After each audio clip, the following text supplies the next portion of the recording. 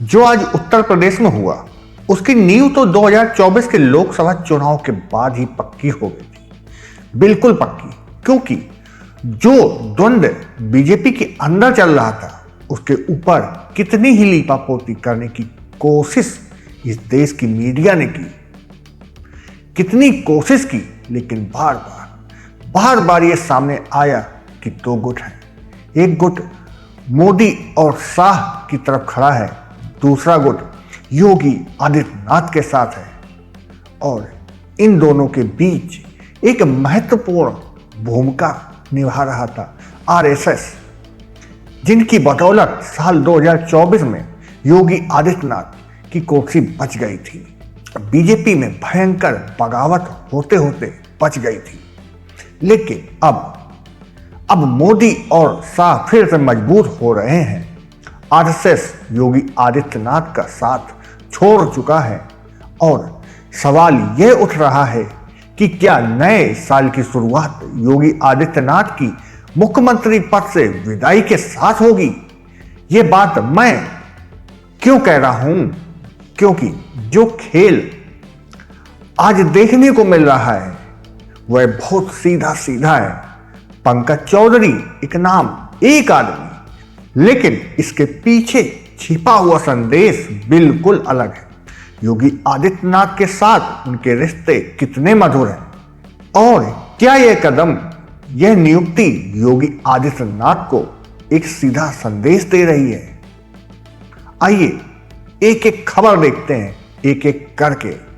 नमस्कार, मैं हूं आशीष शर्मा और आप देख रहे हैं वन देशभक्त। सबसे पहले इस बात को समझ लीजिए, राजनीति में जरूरी नहीं है कि किसी के खिलाफ खुली बगावत करो, किसी को सड़कों पर उतारो, किसी को हड़काओ, किसी से कहो छोड़कर चले जाओ या फिर कुर्सी से सीधे हटा दो। ये तरीके तब अपनाए जाते हैं जब छोटे मोटे नेता होते हैं, लेकिन जब बहुत बड़े नेता होते हैं तब सिर्फ और सिर्फ संदेश पहुंचाया जाता है। और जब वह संदेश को समझ ले, जब समय रहते उसे समझ ले, तो न सिर्फ इज्जत बचती है बल्कि साख भी बचती है। मोदी, शाह, योगी ये सब बड़े नेता हैं। इन लोगों को संदेशों के जरिए ही काम होता है। और अब देखिए, एक बहुत बड़ा संदेश पहुंचाया जा रहा है। पंकज चौधरी ने यूपी बीजेपी अध्यक्ष के लिए नामांकन दाखिल कर दिया है और इसी के साथ परिवर्तन की नींव में आखिरी ईंट पड़ गई। यह परिवर्तन क्यों किया जा रहा है, यह परिवर्तन किस लिहाज से महत्वपूर्ण है, मैं आगे बताता हूं। क्योंकि पंकज चौधरी कोई बहुत बड़े, बहुत प्रभावशाली करिश्माई नेता नहीं है। उनकी ऐसी कोई खास पहचान नहीं है। भाई, बीजेपी के लिए उत्तर प्रदेश बहुत महत्वपूर्ण है। सबसे बड़ा राजनीतिक सूबा है। जो काम पहले भूपेंद्र चौधरी की तरफ से नहीं हो पा रहा था, क्या वह काम अब आसानी से पंकज चौधरी कर पाएंगे? शायद नहीं। तो फिर यह नियुक्ति क्यों? गोदी मीडिया बार ये बता रही है कि पंकज चौधरी को पीडीए की कार्ड के तौर पर रखा जा रहा है। यानी समाजवादी पार्टी के अखिलेश यादव के विरुद्ध कुर्मी समाज का कार्ड खेल रहे हैं। ओबीसी वोट बैंक को अपनी तरफ खींच रहे हैं। लेकिन सच क्या है? सच यह है कि पंकज चौधरी की नियुक्ति अखिलेश यादव के विरुद्ध नहीं, बिल्कुल नहीं। यह नियुक्ति योगी आदित्यनाथ के विरुद्ध है।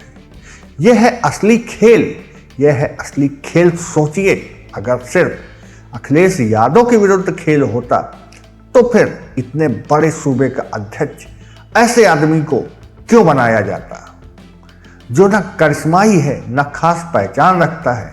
नहीं भाई, ये सवाल करिए अपने आप से।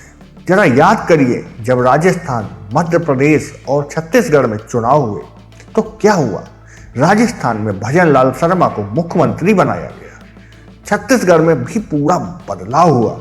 रमन सिंह जो मुख्यमंत्री थे वह साइडलाइन हो गए।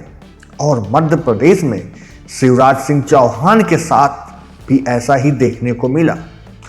मोहन यादव की जांच की गई। कहा जाता है कि मोहन यादव को अखिलेश यादव के काट के तौर पर लाया गया, लेकिन कितना काट पाए मोहन यादव उत्तर प्रदेश में आपने देखा ना। समाजवादी पार्टी ने बीजेपी को धूल चटा दी। तो ये सब कहानियां गोदी मीडिया की ओर से फैलाई जा रही हैं, लेकिन असली खेल कुछ और है। यह सब एक पैटर्न है। अब यह कहानी पंकज चौधरी के जरिए लिखी जा रही है।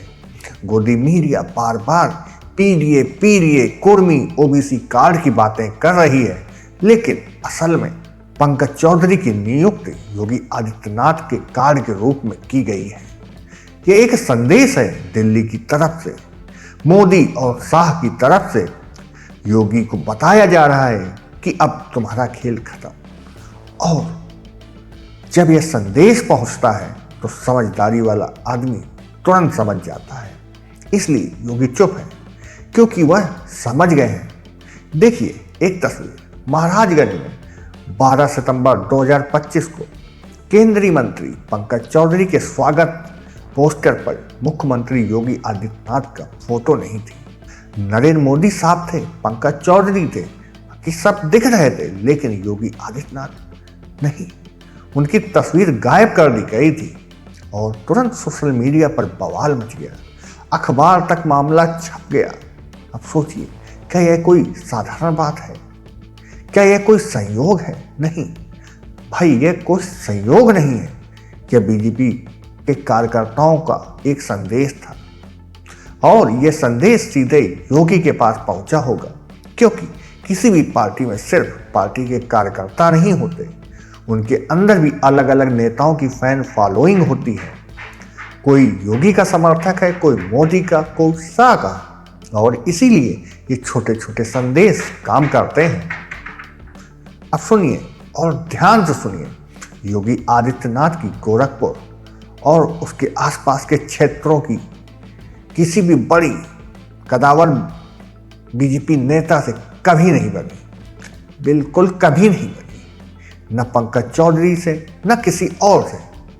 बस्ती है, गोरखपुर है, संत कबीर नगर है, देवरिया है, कुशीनगर है, महाराजगंज है, सिद्धार्थ नगर है। इन सभी जगहों से बीजेपी के दिग्गज नेता आए हैं और किससे योगी की भिड़ंत रही है। सबसे किसी को चुनाव में हरवाया, किसी को हरवाने की कोशिश की, किसी पर थाना कचहरी चलवाई, किसी के खिलाफ शिकायतों की लंबी लंबी सीढ़ी बनवाई। सीएम बनने के बाद सत्ता की ताकत का इस्तेमाल किया गया बताया जाता है। गोरखपुर और आसपास के पुराने स्कोर सेटल करने के लिए सत्ता को साधन बनाया गया। अपने ही डिप्टी सीएम से उलझना, प्रदेश अध्यक्ष से चटकना, दिल्ली से निपटना, यह सारी कहानी आप सब ने देखी है। डिप्टी सीएम केशव प्रसाद मौर्य चुनाव हारे या हरवाए गए, यह सवाल ही उसी का सबूत है। लेकिन क्या समझेंगे योगी आदित्यनाथ? नहीं। 2024 में जब बीजेपी 240 सीटों पर आकर सिमट गई तो योगी सोचने लगे कि अब मोदी और शाह कमजोर हो गए, अब बीजेपी की ताकत कम है, ऐसे में आरएसएस की नजदीकी से मेरी कुर्सी सुरक्षित रहेगी। लेकिन यह एक भारी गलतफहमी थी। योगी समझ ही नहीं पाए कि आगे की रणनीतियां जो तय होंगी उनके आधार पर आरएसएस भी उनका साथ छोड़ सकता है, और वही हुआ। आज योगी आदित्यनाथ के साथ उस पहले वाली मजबूती और शक्ति के साथ आरएसएस खड़ा नहीं है, बिल्कुल नहीं। वह भी रणनीति के अनुसार काम करता है, और जब दिल्ली ने फैसला कर दिया तो आरएसएस भी उसी के साथ हो गया। और मैं फिर कह रहा हूं, अगर अगले साल की शुरुआत में ही खबर आ जाए कि उत्तर प्रदेश में नेतृत्व में परिवर्तन होने वाला है तो यह बहुत बड़ी बात नहीं होगी, बहुत बड़ी बात नहीं होगी। कोई भी हो सकता है, क्योंकि जब दिल्ली ने साफ कर दिया कि योगी अब आवश्यक नहीं है तो फिर कोई भी आ सकता है, एक नया चेहरा, एक नया नेता। देखिए एक और बात है, स्वतंत्र देव सिंह ये पहले भी बीजेपी के प्रदेश अध्यक्ष रह चुके हैं। इस बार भी पूरी उम्मीद के साथ, पूरे आत्मविश्वास के साथ बैठे थे कि इस बार दोबारा वह प्रदेश अध्यक्ष बन जाएंगे। लेकिन जब पंकज चौधरी का नाम सामने आया तो योगी आदित्यनाथ भी समझ गए यह माहौल ठीक नहीं है। इस समय कुछ भी कहना, कुछ भी करना बहुत मुश्किल हो जाएगा। और बस सन्नाटा छा गया, पूरा सन्नाटा, चुप्पी।